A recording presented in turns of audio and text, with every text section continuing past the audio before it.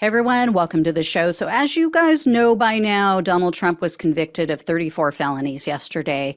And as we could have predicted, sure many did, I did, there was a full-on MAGA meltdown. So there were videos all over Twitter last night. There were people crying. There were literally MAGA cult members sobbing. Some were screaming at anti-Trump protesters. Some were making threats. They were yelling at the police.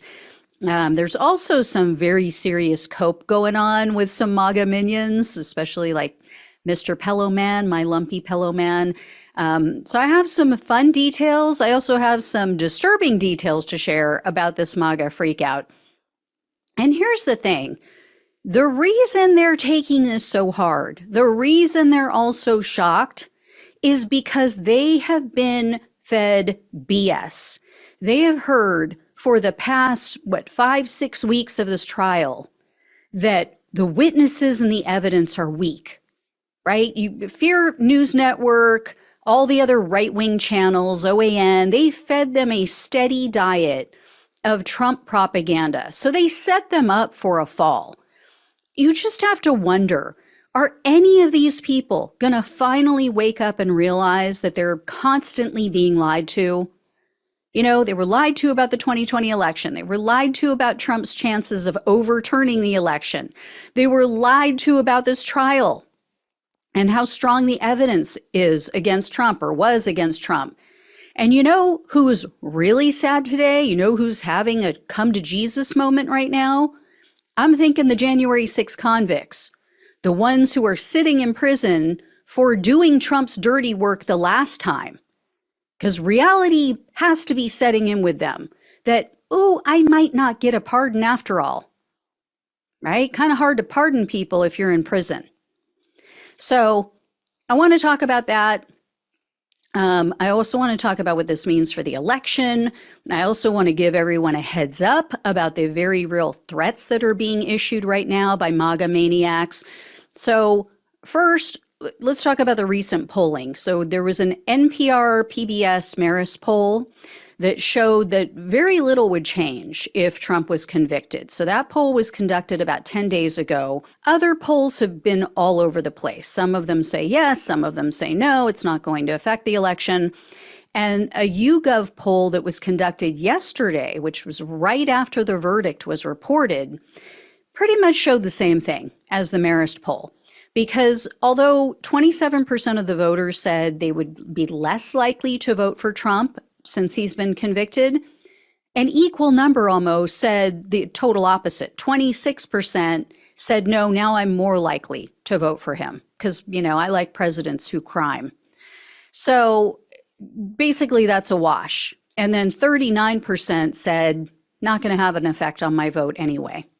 Now, I say that with the caveat, and I've said this before, people who take time out of their busy lives to answer poll questions, they are the people who are most energized. They are the people typically who are most pissed off in the country, on either side. So take that for what it's worth and with a grain of salt. I am more concerned with the middle of the road voters, the people who aren't excited to vote for either candidate, but they're not raging against the deep state over on Liar Social. As for the verdict itself, there was a YouGov poll that was conducted just hours after the verdict, and 50% of the respondents agreed Trump's conviction was correct. Only 30% said no. I don't think that the jury made the right decision. So most people think that he was rightfully convicted. We will have to see now if opinions change in the coming weeks and months, as more people are made aware of the true details of the case, not just what they heard on Twitter or from a friend or neighbor or a family member, and hopefully as they start to understand the makeup of the jury and that it wasn't just all Democrats on the jury. So, and it'll be interesting to see if any of the jurors speak out, if that maybe affects the polls or opinions at all. What could also change people's opinions is whether or not Trump's terrorists act on their threats that they're making right now. So Reuters news outlet they went and they reviewed comments on 3 different pro-Trump websites after this guilty verdict. It was basically like the pre-January 6th rhetoric all over again. It's just the same stuff. So on the site patriots.win, one user wrote, quote, "Someone in New York with nothing to lose needs to take care of Mershon." And then another one said, quote, "1 million men armed need to go to Washington and hang everyone. That's the only solution." Someone else added to that, quote, "Trump should already know he has an army willing to fight and die for him. If he says the words, I'll take up arms if he asks." Then over on the Gateway Pundit, someone posted, quote, "Time to start capping some lefties. This cannot be fixed by voting." And then another user wrote in all caps, quote, "America fully destroyed by Democrats. Lock and load." And of course, Trump's terrorist posted threats on his failing social media site, Liar Social. One person posted this QAnon throwback, essentially. And so for those listening on the podcast, it says in all caps, quote, "Civil war. Nothing can stop what is coming. WWG1 WGA." That's obviously the QAnon catchphrase where we go one, we go all. Another person wished death on the jurors. Others were urging people to purchase weapons and ammunition, also emergency supplies. Rolling Stone also did some digging. They found additional threats that were posted on Telegram, which is the encrypted messaging app. Alt-right personality Stu Peters, if you guys have heard of him, he's got a screw loose. He wrote in part, quote, "We are left with no other option but to take matters into our own hands." And he inserted an emoji of the cross swords. And then he later posted a picture of a noose with the caption of extreme accountability. And he wrote along with that, "It's time." The Proud Bigots also got in on this. And there was an Ohio chapter that responded to someone else's post with the word war. That was it. And then the Ohio State Proud Bigots shared an image and it said PB standing by. So Proud Boys standing by. We all know what that means. In another Telegram forum that's related to Steve Bannon, someone wrote, quote, "Time to man up. Call to arms." And over on the chat forum that's called Donald.win, a user wrote, quote, "Our forefathers would be stacking bodies by now, ready for the call to arms." And then there was also talk of war over on Twitter, and there's a MAGA operative who's named Dustin Stockton. He hosted a Twitter Spaces session last night, and he told the people in that Twitter session to boycott the state of New York.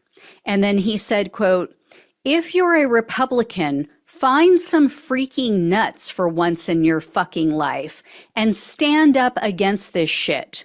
What they're trying to do is kill us. They're trying to starve us. They're trying to deny us our freedoms." How? How exactly are you starving? Why are you being killed? They're so ridiculous, such perpetual victims. And then Stockton later said, quote, "You don't hate this government. You don't hate the Soros people nearly as much as you should because they want you dead. They hate you. So are you going to step up and do something?" I mean, look in the mirror, guy. What are you doing other than ranting and raving like a lunatic and lying? And who wants them dead? Who says we want MAGA dead? We just want them to wake the fuck up. Anyway, another Twitter user, supposedly a Marine, posted, quote, "Let me handle the justice system and be judge and prosecutor. Immediate trial and justifiable punishments handed out.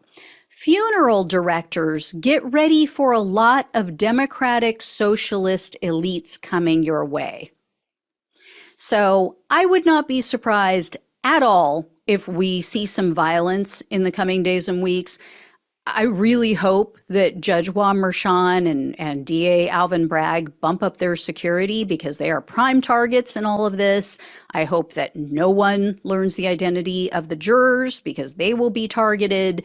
It's insane. And the closer we get to sentencing, it's going to get worse. So that is scheduled, I believe it's July 11th. It's scheduled for. But in the meantime, I have some other threats and stuff to share with you. So NBC reported there are a lot of threats being made toward Judge Juan Merchan. On Gab, someone posted, quote, "Time to find out where that judge lives and protest, as the left calls it." Really? Something reminds me of January 6th, as the right calls it. And then another person wrote, quote, "I hear bad stuff happens to judges in their driveways." And other people posted threats on Telegram. They were calling for a military tribunal, also hanging of Merchan and anyone else involved in the trial. So let's just hope the FBI is on full alert and they take it seriously this time. But, as I said before, there's lots of copium going on, lots of copium being sniffed by some on the right. Mr. Lumpy Pillow Man was on Sloppy Steve Bannon's show, and here's what he had to say when Bannon asked for his take on this verdict. I just told everyone's been flocking to me in my office going, what do you think? What do you think? I said, he just won the election. I was right before this came in, I'm going, wow, that came back fast. He's going to be innocent. I saw, and I'm come back all 34 counts. You've got to be kidding me. But everybody remember, God uses all things for good. Evil has overplayed its hand. Evil has overplayed its hand, just like Ben said. So, the Lindell offices must have Kool-Aid on tap. I mean, no one with even half a brain who actually paid attention to the trial and the testimony and the evidence, no one could look at all that and hear all of it and ever in a million years think that Trump would be acquitted by 12 jurors. That is how detached from reality they are. That's how in their bubble they are. At best, it could have been a hung jury. One or two MAGA holdouts on the jury. But there was no way in hell that 12 jurors were going to lie and say, oh yeah, he did nothing wrong. Totally innocent. Now, I do agree, I will say, with one thing that Lindell said. Evil definitely has overplayed its hand. So that is why evil was just convicted of 34 felonies yesterday. But anyway, the MAGA-verse is still falling for the lies, obviously. The Trump campaign announced that they've raised almost $40 million. Well, he says almost $40 million. His campaign said something like $35 million. Potato. But they're saying since the verdict came down, they've raised all that money. Now, that is a hell of a lot of money. But, consider this. Trump is burning through millions of dollars every month on his legal fees. And he is now going to need to use a ton of that cash for the appeal in just this case. And then he still has, a plethora of legal battles that he's fighting, as we all know. So, Jefe, do you know what a plethora is? Anyway, so Trump is still lying about the trial, too. He had this press conference today. It was like this rambling diatribe where he said that there were witnesses who weren't allowed to testify. You guys all know that is complete and utter bullshit.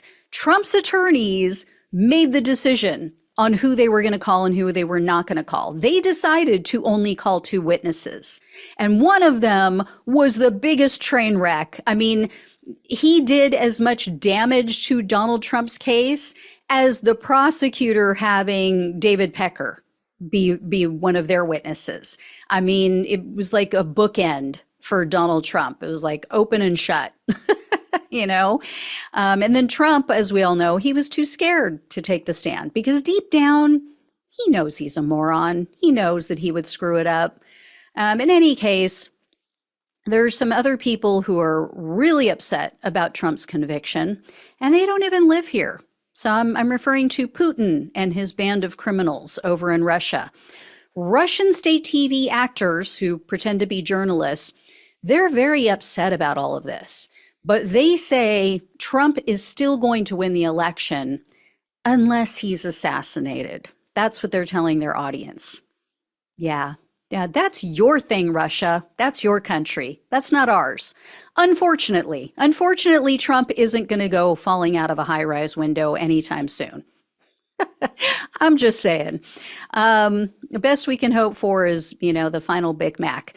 And these fools went on to say they hope Joe Biden dies before the election, and they're wishing for a civil war here in the U.S., essentially. They didn't say it in those terms, but they intimated that, yeah, we hope there's a civil war, and, that's the only way that things are going to end well. Anyway, with friends like Russia, all right, I will let you guys know if I hear more about the MAGA meltdown. Thank you all so much for watching and listening. Please like, please share, and subscribe. Please donate if you can. Love you all. Take care. Talk with you soon.